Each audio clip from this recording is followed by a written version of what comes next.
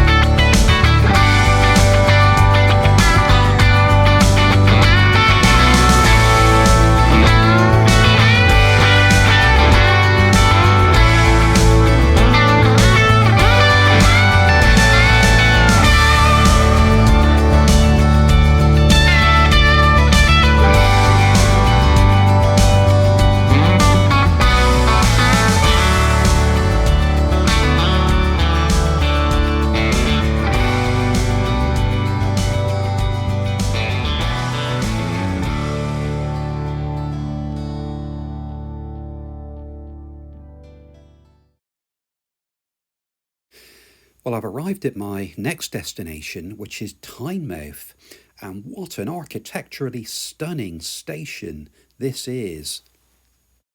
It is considered to be one of the finest examples of Victorian railway architecture in Britain. It's easy to see why the station is a Grade 2 star listed structure.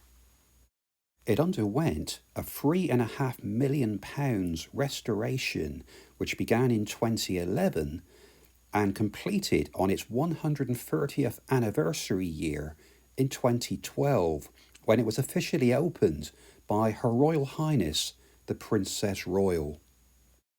The work included the restoration of its distinctive glazed canopies.